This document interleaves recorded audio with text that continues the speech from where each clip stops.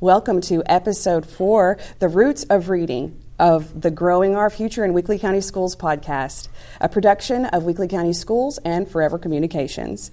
I'm Erica Moore, the Director of Communications, and today we'll be joined by a few of our district's experts to discuss the methods of planting the seeds of reading early in a student's academic journey to help them develop the skills that leads to mastery and hopefully a lifelong love of reading. Before we introduce today's guest, we welcome Director of Schools, Jeff Cupples. Good morning. Thank you so much for being here. Absolutely. Episode 4 already. Episode 4, exciting. Yep. Would you like to open up today's conversation with your thoughts on why it's so important to begin developing those reading skills early? Well, sure. And I think really great title for this episode. And really the title itself answers a question. I mean, when you talk about literacy, it's the roots of literacy, the roots of reading that's going to allow us to grow our future, right? So, and by roots, we mean the foundation, which means the earlier in age and those early age bands. So when we talk about early literacy, if I use that phrase in this episode, really talking about pre-K through 5, and let's just say elementary, but really it's early literacy starts in the womb and really comes all the way up, beginning to teach these skills. And we'll have more information on that to come later. But particularly when we say early literacy, we're talking about those early grades, and particularly even before third grade, where we have a proficiency test that they take and TCAP start, and so much information will be gathered on all our students on tracking their reading and ELA and math and other subjects. So, but the root is a great explanation for what we're talking about today. But why literacy? Mm-hmm. When I took this job and I got the amazing opportunity to do it, I sat down one night and I come up with 3 priorities just for me. This is not necessarily district priorities, but just me personally. What did I want to go into the office with? First one is first things first, which is safety first. Right. And, we just did a great podcast, and again, thank you to the sheriff and Chief Fuqua for joining us in that. But safety is where it's got to start. But then the second goal I wrote down was early literacy. And then the third was being career ready. And a lot of times with the state, you'll hear a phrase, college and career ready. But really, why do you go to college? To have a career. So really, we're just going to shorten that down and say we want to be career ready in our CTE tracks, and we'll have more information coming in future episodes on that. But that second goal, early literacy, just kept jumping out at me. And really, I guess why it's so important for me to have a bucket of work that I want to make sure I'm touching every day and every week is simply because I think literacy is that doorway that leads to all your future opportunities. Because, I just think back to me personally, and all of us, even people on the other side of this camera and anybody listening knows, if it wasn't for literacy and those skills that we have in that area, we probably wouldn't be where we are today. And if you really want to get true about it, if you're out there and you're not where you want to be, you need to go back and look at your literacy skills, And so literacy is a very broad word right now. Used to, we tended to think it was just reading a book. It's more than just text, identifying text on paper. It's a very broad word right now, oral literacy. This right here is actually literacy, what we're doing now, being able to communicate in a different format, for the 21st century. But I jotted down a few things in the office before we came in, and I thought, why literacy? If it's a doorway. Well, the first thing, I'm a history major, so literacy to me is how we become an informed citizen. Mm-hmm. We have an election, a very important election coming up November 5th. And when you go in there and vote, you don't want to just, you want to be informed on what your decision is, and you want to be true to your values.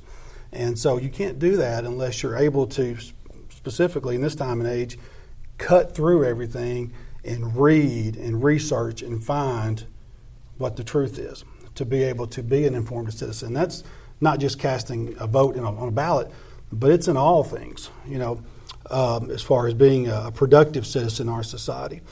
Something as simple as just filling out a job application, Mm-hmm.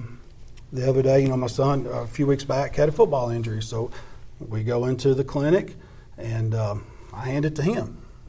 Fill that out, life skills 101. Well, there were some words on there that he had not seen in context in that in terms from a clinical setting, filling out your medical history. So we had to have a vocabulary lesson,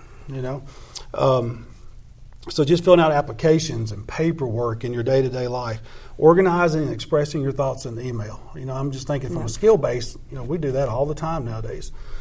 So literacy plays a part in every day. Comprehending and providing instructions, and again, not just in an education setting, but out on the work site, being able to put things in scope and sequence for the job to be done correctly. In another school system that I was working in at one time, we were doing a lot of literacy work, and we came, one of the things I guess that opened a lot of the eyes in that research was when our auto mechanics teacher stood up. Of course, everybody thinks, again, we're college bound, but he's training kids to be career ready, and they're going to start out with very lucrative jobs and making a lot of money per hour if they can get those skills. But when he placed the textbooks for auto mechanics on the tables where we were doing this research, and all the other educators started reading that, they couldn't believe how complex it was. Right. And really, when we started looking at it, an auto mechanic, if you're training to do that job, some of the textbooks you're going to get into, the Lexile scores on those were over 1,300, which is college grade material in terms of vocabulary and difficulty of the text. So it doesn't matter what area that you're wanting to go into, being able to read, give, comprehend instructions is key. Receiving, providing feedback, with your coworkers, creating and delivering presentations. All these things fall into that word literacy. And then on top of being an informed citizen, one of the big things I just jotted down was literacy gives you the power to break the poverty cycle. Mm. And there's a lot of research in that area. But, in our last podcast, when we were talking about nutrition, we were talking about how important it is for our kids to eat at school. One, it's free, right? And everybody likes free. Of course, we all know it's not truly free. But for the students to go up there and get a meal, they don't have to pay anything. And then the nutrition that's in that meal helps them learn, right? So you got to eat to learn. And the science behind all of that is, again, a big conversation. But being able to comprehend and deliver and read and process and communicate allows you to break your poverty cycle, particularly if you're coming out of that. And research shows a lot of times that is a cycle. One of the authors I like to read is a gentleman. He's an entrepreneur, and he's branched off into different areas, but his name is Ed Mylett. But in one of his books and several of his podcasts, he talks about be the one. Be the one. Be the one in your family lineage, your family tree that changes the trajectory. Be the one. And in our county, we've got a lot of families, they've not had anybody, go off to college and be a degree. And we've got some that don't even have high school diplomas. So I would encourage those out there that if they do come across this podcast, be the one, right? And literacy allows you to do that. And the list can go on and on and on, but I think it's important to note for our families, it's more than just reading a book now when we talk about literacy. And the state also realizes that. So Tennessee, they recently, and again, it's been a nationwide push, but the Literacy Success Act, and we'll talk more about that a little bit later maybe, but provided an emphasis on literacy. I think one of the states had several programs, and we as a county took the core research that came with that and really went to work. And one of the things I guess that I'm most proud of, and it's been validated because I just got back from a TOS conference where the state is talking about strategies and programs and how we can continue to push and improve. And a lot of times we were in small groups and there'd be different superintendents, all across the state. But one thing I guess I was most proud of is the group, the guest that our audience is about to hear from, best in the state. Because there wasn't anything mentioned that we need to be doing or what you can do better that we're not already deep in that work in Weakley County. Oh, that's awesome. And so it was really encouraging. That kind of made me want to blow my chest up, because I'm like, we've got great folks that are doing great work. And, one of my big jobs is just don't mess them up, don't mess it up. So I was encouraged by that, but the framework, the curriculum that we're using has helped that, but it's that individual research and content knowledge that our teachers have begun to develop in recent years. And again, going back to the state, they even added some coursework. You know, we all had to go back to school, so to speak, and pass a course. And even myself as an administrator had to take that. And of course, my background again is in U.S. and world history, not necessarily in early literacy. So it was a lot for me to comprehend when you get into the science of reading. But today's podcast, I mean, absolutely, it is the roots and it's important. But our experts today are going to be talking about what we're doing in the county, but more importantly, to our families out there who are watching this, what can you do to support the work? Because it does take a village. It does. Yes, they spend 7 hours at school, but that's not just 7 hours reading. There's a lot that goes into a school day, but we have to have support, particularly in these early grades. And again, some of my fondest memories is laying on the couch or on the bed, and my wife is there, and Miss Jennifer's there, and she's pregnant, and I'm, of course, one of my favorites was a little engine that could, and so anyway, I don't want to tear up because that'll get me, but shouldn't have went there. But good memories. Yeah, really very good memories. Yeah. But the key to that is the fact that it takes from the earliest beginnings at home to start it. And literacy in this country started at home, and now we've got all these experts in our school system that are doing a great job, but we still need that extra push at home. So really and truly, I don't want to eat up any more time today, but Ms. Terri, who's our elementary supervisor, has got a crack team put together, and awesome. They're experts, and Ms. Honey, Ms. Paige, you may introduce them officially here in a second, but just sitting in recently on an instructional coach meeting and listening to them talk about the academics, the science behind what we're doing with the students, it's so encouraging. We are so excited to welcome some special guests, just a few of our district's experts in the field of early childhood literacy and many other things. We are welcoming District Elementary Supervisor of Instruction, Ms. Terri Stephenson. Hi. We are welcoming also Ms. Paige Vaughan. She is our instructional coach at Gleason School. Good morning. Thank you for having me. And Ms. Honey Teague, the instructional coach for Dresden Elementary. Good morning. Happy to be here. Thank you all so much for being here. As I said, our instructional coaches are some of our district's experts on all things learning and teaching. So let's talk. If you all will help me expand on this conversation, let's get started by talking a little bit more in depth about a look at the why behind early literacy and some of the age groups, the why and the what and the age groups that fall into this category. Ms. Terri, you want to start us off? Sure. Well, as Mr. Cupples said before, what we're doing, the work that we're doing, why it's so important is that we're affecting generations of readers, and we want to make sure that we have an informed society. So we take our work very seriously. We're very passionate about what we do. Just like he mentioned earlier, he came to our instructional coach meeting, and it's so much fun. That's my favorite part of my job, is being in those instructional coach meetings, because our teachers are and our coaches are so smart in the science of reading. But that's because we've done a lot of research over the years.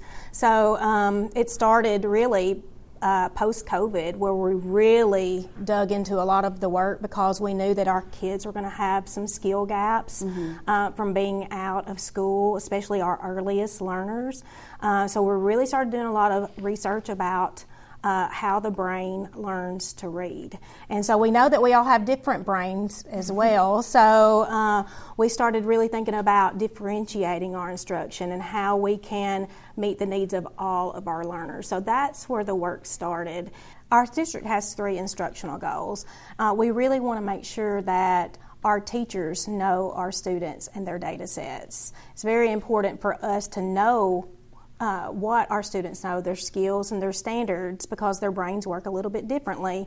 And then they take their academic standards and they plan around those data sets to make sure those students get everything that they need. And then we provide academic feedback to make sure that we can correct any misconceptions before that work gets any deeper or misconceptions continue. Right. So that's very important first before we even dive into reading. So that's very important. I'm learning, just listening, that there are so many pieces to this. There's a lot of puzzle pieces that have to kind of come together. What are some of the what am I not putting together some of these components that kind of So like we talked about earlier, there is a science to learning reading. And so we're really trying to figure out and study and research, and we've done a lot of that on our own, about how do you teach kids to read. And there are different components of the literacy block, is what we call it at school, that we want to make sure that we hit every single day. Research tells us that starts with phonemic awareness. That's sounds, the ability to manipulate sounds, move sounds. And that starts even before kids get to school. You know, most babies will babble and make those sounds, but we're really starting to put a meaning to those sounds when they come to school.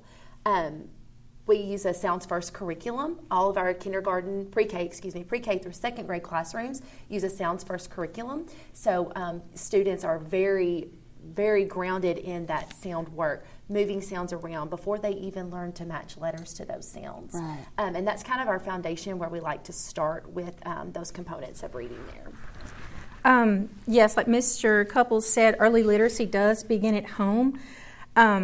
It's from birth. It's talking with your child. It's wordplay. It's singing that alphabet song. Paige talked about that phonemic awareness component that's very critical, and then using those sounds. The next component is phonics, and that's where the alphabetic principle comes in, and that's where children begin matching those sounds to an actual letter. There are 26 letters in the alphabet, but there's actually 44 sounds that we teach with a combination of those letters. So with phonics, that's when they learn that letters represent sounds. We teach that through our Benchmark Advanced curriculum. That's decoding sounds and reading words, but it's also encoding, which is learning to write. It's kind of reciprocal. The reading, writing kind of makes that connection. And parents will see a lot of that phonics when they come home with those word study lists, with those specific patterns, and it's very intentional. Those spelling lists aren't just haphazard. It goes from simple to more complex. So again, the teaching of reading is a very complex thing, lots of science behind it, and we're very intentional and purposeful in how we build those phonics skills. And I do think that our district adopted the Benchmark Advanced curriculum that Honey spoke of, and that is the scope and sequence that we follow to teach those patterns. So like Honey mentioned, the lists that come home, there's a rhyme and there's a reason to that. And then after the classroom teacher teaches in that pattern the way it's intended to be taught, we're coming in right behind that, and we're providing interventions for kids as soon as they start struggling with the taught concept. So what is an intervention, just briefly? Okay, so 3 times a year we give an Ames Web benchmark screener. I like to call that your child's well visit to the doctor. Kindergarten through 8th grade will take this screener. Students who are flagged below the 25th percentile, we like to get in there and do some more intentional, some more drill down is what we call it, and see what is it that this student is not getting, because we want to start the intervention as soon as possible to close some of these gaps. That's why this early literacy is so important. We know that if we can close these gaps earlier on, that the child will be more successful at reading, more successful at school and career. So you all are really honing in. Oh, yeah. Oh, yes. Okay. Yes. I'm sorry. I continue as what you were saying earlier before I interrupted. Well, we were talking about the 5 components of reading. The first being phonemic awareness, the next being phonics. The next one is fluency. And fluency generally is just how many words can you read a minute? How fluently can you read? But fluency is not just reading quickly, but it's also reading with expression and phrasing. We want students to be able to read as if they're speaking, because that is what leads to comprehension. We say don't read like a robot. Right. But fluency is what merges that decoding, that sounding out, into comprehension. So if students are not reading fluently and their brains are using so much time to so much energy to decode what they're reading, then they're not able to comprehend what they're reading. So we want fluency to become more automatic. Parents are going to see lots of fluency practice coming home. And so that's something that we monitor in our intervention groups. It's a very good data set that we can kind of keep a pulse on a student's reading progress and see how quickly that they're picking up these decoding skills so that they will be able to comprehend. And if you have a younger child, maybe pre-K kindergarten, they might start with letter fluency.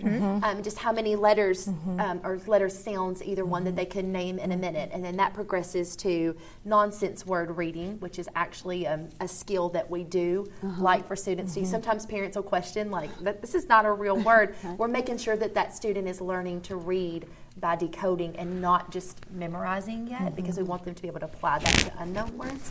But you'll also see within fluency practice, maybe letter sounds, maybe it could get into math fluency, knowing those multiplication facts quickly. But like Ms. Honey said, the fluency is not just words per minute, but also the rate, the expression. Sometimes if you have a younger child, you'll know they read Bob can see, and that is the beginning. That is how we start. We want to, as parents, as teachers, we want to model what is fluent reading. So I might model for my child, Bob can see a pup. Your turn. Bob can see a pup. And just making sure we're intentional about how that looks and what fluent readers do sound like. The number one piece of advice I have for parents and educators for building fluency is repeated readings. I mean, research shows that read a text, this time may not be that fluent, but if you read the same text, the same book, the same decodable that's sent home in those book bags over and over, then it is going to become more automatic, and those brain pathways are going to connect, and it's going to be easier for that student. And explain what a decodable is for a parent that might not know what that means. This is all science of reading. So we used to have leveled text that did not have decodable words in them. And that means decodable? Decodable means that they have been taught those sounds, and they have been taught those sounds, and they should be able to sound it out. So the books that we send home are intentional as well. It's a repetition and review cycle of previously taught sounds, and some high-frequency words that they've been taught. So a decodable text is practiced with sounds that they have learned to build they're trying to build their, automaticity with these sounds, yes. Oh, I see. And that goes right back to the scope and sequence that we use the benchmark curriculum. It's applying. Yes. And it's application. And that actually is tied back to research as well. It's because it's in the application where it sticks. Yes. So teachers are teaching the skill, the phonics skill, and then we're applying it in a decodable, and that's where it sticks. That's when it's mapped to their brain. So that's very important. So that's how parents can help us. And, we're talking about fluency. That goes also back. Parents can help, and that goes back to what Mr. Cupples said about read-alouds. That starts with the read-aloud very early modeling that fluency and talking about that upper-level vocabulary, which is also a component of reading. That's the next component that we're going to talk about. We've mentioned the phonemic awareness component, the phonics component, the fluency component. Vocabulary. All right, vocabulary, meanings of words. So without vocabulary, there is no comprehension. We run into that a lot with our students. So there's oral vocabulary. Can you use the word in speaking? And then there's vocabulary in print. Can you read that vocabulary and understand what it means? And again, it is essential for comprehension. And with our benchmark advanced curriculum, it's not just taught haphazardly either. There's a specific routine that we need to use to have students understand these vocabulary words. So we define the word in kid-friendly terms. We give an example of that word in a sentence, and then we ask questions so that student can apply that word to an example. And at home, vocabulary is one of the easiest things for you to work on with your kids at home. Just have conversations. And it's okay to use words that you think they might not know the meaning of, because kids are sponges, and they'll pick it up. And they'll start using, larger words too. And it really helps if your child's vocabulary is larger, obviously, to comprehend text. And the final component of reading that we'll talk about today is comprehension. And comprehension, that's the ultimate goal. Our students understanding what they are reading. So with comprehension, we've talked about that takes fluency. That takes you being able to decode without too much brain power. That takes vocabulary, knowing what the words mean, but also content knowledge. That's why with our benchmark advanced curriculum, we have units of study that are vertically aligned along the grade level. So at every grade level, they're going to learn something about animals or habitats. They're going to learn something about characters. They're going to learn something about our solar system. So they're building that content knowledge in order to understand any given text. Without that content knowledge, then it's just not going to make any sense. And that's what I love about our curriculum, because it starts in kindergarten and that same topic builds upon in first grade and second grade, and that's very important. So they're really proficient in those topics by the time that they get through fifth grade. So they have a lot of content knowledge about those specific topics.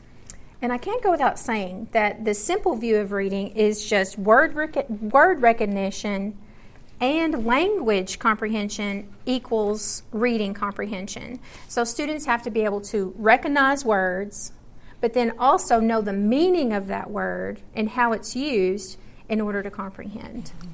That simple little, that's what I remember about learning how to read. But the breakdown of these components is fascinating. You all are so skilled in this area, and I'm so glad that you work for Weakley County Schools. Let's talk a little bit, if we can, about some of our successes, because I have a big question for you guys.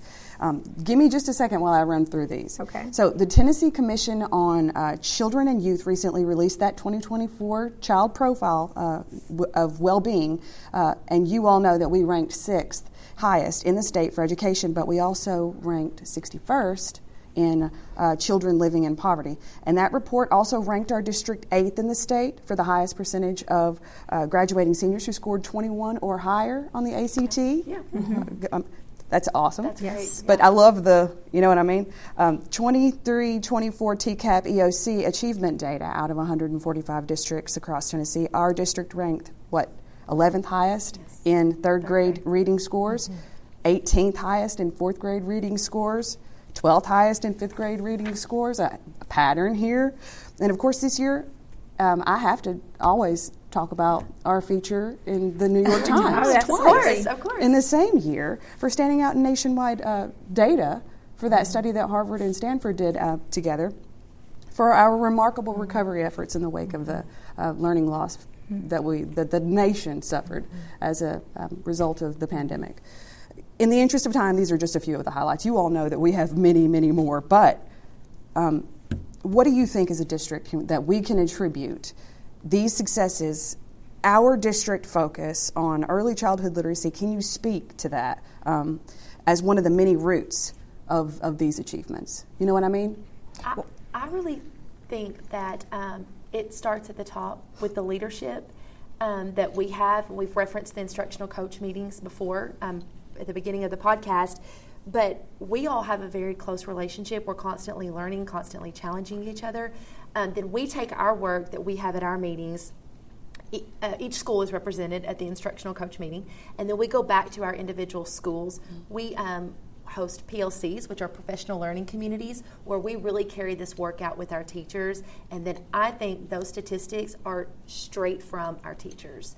Our teachers work so hard to take everything that we learn and give and show and ask of them to do. They work so hard to put those efforts right back into the students, and I think that we can contribute that to the success that we've seen is the hard work of starting from the very top to Ms. Terri, to instructional coaches, principals, so many people, but the teachers is where the rubber meets the road. And we really have taken the components that we've talked about today, and we have really provided the teachers a framework to make sure that they're getting those components in, because that's tied to brain research and individualizing our instruction for our students where they are meeting their needs and closing those gaps before they become even bigger. Yeah. So that's really part of our success as well. I will add that, again, Paige said it started from the top with providing that curriculum. Because of our research, our curriculum team chose an excellent curriculum based in the science of reading. Once we have started this curriculum, we've seen the achievement in the upper grades grow because we have honed in on early literacy, on K through 2, early literacy best practices. Then we've seen the achievement in 3rd, 4th, and 5th grade really grow every single year. And I think we will continue And I think to so see too. that. I think we will too. We're continuing to improve. I mean, Continuous improvement, I'm always looking at our our goal. our 5th grade data. We've seen that trend up about 10% each year. Wow. So that is pretty phenomenal, and that tells me that what we are doing in pre-K through 3rd and 4th grades, it's working. Our foundational skills are there, and we're closing gaps as we go along, and trying to provide intervention when we can. Shout out to these hardworking teachers. Yeah. Oh, my Teaching goodness. reading is very complex, extremely complex. Yes, the simple view of reading is very It's not so complex. simple. It's not very simple. And when you have students with multiple ranges and abilities in your room, having to differentiate that, teachers wear lots of different hats in order to Meet the needs of be all successful. Yes. all their learners. It's difficult. It's wonderful work. We Rewarding. wouldn't have it any other way. Rewarding. Very Rewarding. rewarding. Yeah, for sure. Well, let's talk before we wrap up about parents and caregivers and what they can do. Because, like Mr. Cupples said, it does take a village. What can we also, as a parent with a child, a young child, what can I do to better understand some of the classwork that she's bringing home in her backpack? I would say number one would be communication. Just talking to the teacher. Asking the teacher. Because the teacher will know, they've drilled down, they've got data, they have a lot of information on each student in their classroom. Maybe just that communication with the teacher, what are some things that I can do at home? There are very simple things that tie right into the 5 components of reading that we discussed that teachers do in their classroom that you can do at home, starting with some of that sound work. We talked about phonemic awareness, the ability to manipulate sounds, delete sounds, add sounds. I have a 1st grader. We like to play Guess My Word. Stop. Just very simple sound games like that is a good place to start. Nursery rhyming, nursery rhymes. A lot of, I don't think that Mother Goose is very popular these days, but we can tell that there is a need for that rhyming background before they even enter kindergarten. Wow. Also, moving right into the phonics, like Honey mentioned, the decodable readers that come home with your child. It might look like a book. It might look like a worksheet. Again, that's very intentional, whatever skill that is. And sitting down with your child and letting them read that to you. If they struggle with a word, ask them, what sounds do you know in this word? We call that a sounds first approach. Instead of just telling your student, oh, that word is dog, say, look at it.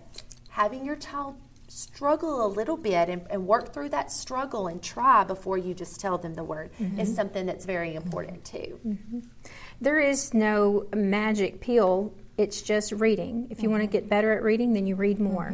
And learning on the laps of your families at home is the best place to start. Absolutely. And when we're thinking about the comprehension piece, as you're reading with your child or your child is reading to you, if they struggle with long passages, you can use strategies like chunking, taking a paragraph at a time and say, tell me what that paragraph means, and then go into the next paragraph, and then you can talk about the text as a whole. So just little strategies like that to help a child with those gaps. And you can never replace the strategy of modeling. Yes. If your child reads a paragraph or you read a paragraph, and that makes me think about, and you're modeling some of the things that proficient readers do to help a student that's learning to become a proficient reader. So modeling and showing your student, Honey referenced rereading the same passage, Repeated reading to get that fluency up. Just talking to your child will help with their vocabulary, will help with their oral language development. All of these things have a direct connection to the comprehension piece with the science of reading and the simple view of reading that Honey mentioned earlier. And that starts very early on. And I know Mr. Cupples referenced earlier about the Early Childhood Resource Center that we're just starting with Miss Karen Fowler. Right. And that all goes back to very early reading skills, such as read alouds and listening to and having conversations with your child, upper level vocabulary, your child crawling in the floor, all of those things tie back to reading. Mm-hmm. It gets very deep in the research. So we think everybody does that, but not everybody does that. Mm-hmm. So it's very important. And we want families to know, too, if you're struggling with having access to books, we can get you those books. So ask for help. That's what we're here for. We're a community. Mm-hmm. We're a team. And we want parents, if they have questions about the reading instruction, ask us about that. We want them to be involved. We are a team. That's how your child's going to learn. Absolutely. What a wonderful, rich conversation. Thank you all so much. Thanks for having us. Thank you. Mr. Cupples, how just educational of a conversation was that? I learned so much. That was amazing. My brain is just spinning right now because I just got so many thoughts going through it, just listening, again, to our experts. And they really are. I mean, they've got degrees and they've got, experience. But, man, to just sit and listen to them, they've got passion. And that's what, you can have all the certificates and pieces of paper and all the years of experience you want, but if you don't have a passion to pour that out and pour that into other people, so I'm fired up. I'm ready to go back to the classroom. Yeah, you have a lot of experience in the classroom as well, and you have a big foundation in understanding the importance of literacy. Right, and I know typically I think you call this the final word, mm-hmm. to kind of wrap up the episode, but I don't know that I've got one final word. I got final words. I got a lot of thoughts, but just listening to Miss Terri and Miss Honey, Miss Paige, I wrote down a couple of thoughts really to maybe bring this to a conclusion. Is number one, family matters. We've got to have the family involved, and yes, our county's doing some great work. Our educators are doing great work, but again, it takes everybody rowing the boat in the same direction to get to the destination. And kind of like the old saying goes, if you want to go fast, go alone. Mm-hmm. If you want to go far, go together. So we really encourage our families, and we know you do. And the success we're talking about with the expertise of our teachers is not just what's going on during the 7 hours of a school day. It's also what you are doing at home and the support. But if you're out there and you think you can do more, because your kid's future is at stake on that. So one thing I just took away from listening was family matters. Another one is the early years matter. Neuroplasticity does exist. We used to think neural pathways were fixed, and you can't teach an old dog new tricks. We know that's not true. The human brain can continue to learn and continue to build a roadmap even at older ages. But we also know that those neural pathways are much easier to form in those early years during child development. Right. And so, again, for those who have read into child development, you know that those critical young years are key to setting them on the pathway to success. So, and really, when we talk about literacy, we're talking about success. I mean, again, we were just talking during the transition. I'm in that generation, when I was a kid, Nintendo came out. And before that, we had Atari and ColecoVision, I think, was one, But I guess my point is all these game systems started coming out in the 80s and maybe even the late 70s. But one thing about games is they're designed to keep you hooked on them, right? So the whole thing is once you learn one skill, you unlock another skill, and then you get to another level, and then you get to level up, and then and eventually you conquer the game or you win the championship, whatever format it is. But the big thing is, another takeaway as I'm listening, is literacy is a skill that unlocks all the other skills. I mean, once you get that, even in math, like if you take ACT math, a lot of students struggle with that, but it's because, and it's the reading comprehension, it's the word problem. Literacy is a reason some of the math scores are not as high as they are, because they're not comprehending what that question's asking them to do. Mm-hmm. And then if they get to that point, they know the procedure and they can work it through, but they just can't get to that level in some cases. So literacy just unlocks. So if you're a gamer out there, and I know esports are big now, and if you're a gamer, literacy is a skill that unlocks everything else. Another final thought. Man, we've got some rock stars, don't we? Yes, and we're fortunate to have instructional coaches in all of our schools. These Yes. experts are in all of our schools. I've recently had an administrator from another district reach out, just wanting some help and some advice, and what direction I need to go in. And it's interesting you said that, because I asked that administrator. I was a mentor of his at one point when he was going through, and I said, "Well, what's your instructional coach? How are they doing?" And he just, "We don't have an instructional coach." Oh. And I thought, man, that's where you're missing the boat. And I know sometimes that's a budgetary issue and maybe a commitment to it, but gosh, you can see the value that we're getting. If you're a data person, look at our statistics. We're getting it.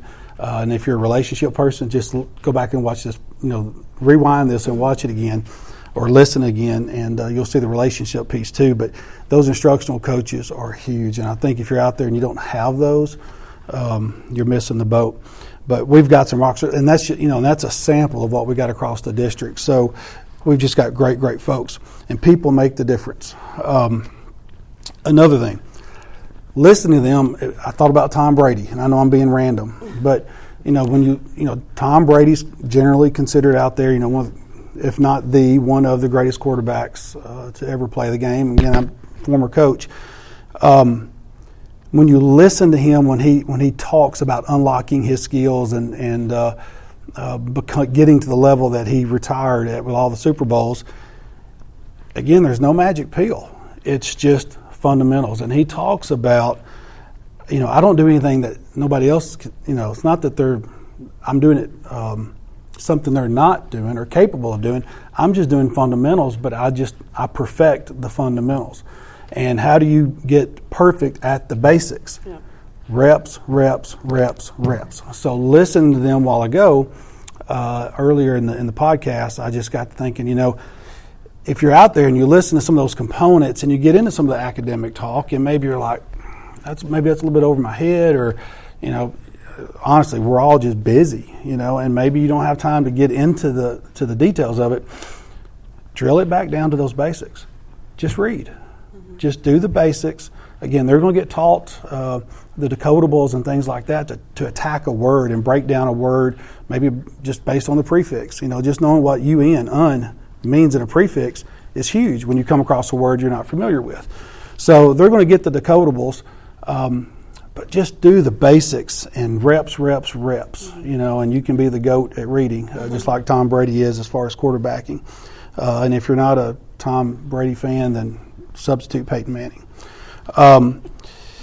The other takeaway I got is, as a district, we want to celebrate our successes. And when you read through some of the wins that we've had recently, they're big wins.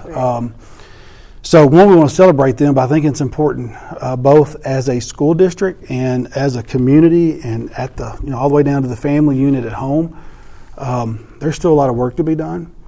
And but we can't relax, because a lot of times, again, one of the biggest challenges I had in a classroom with kids who would make the A's, or with a team, you get a big win on Friday night, and then is refocusing the work, because we're not done with the task. There's a journey still ahead of us, and so every year we have a new cohort of kindergartners come in, and we've got to start them on that track.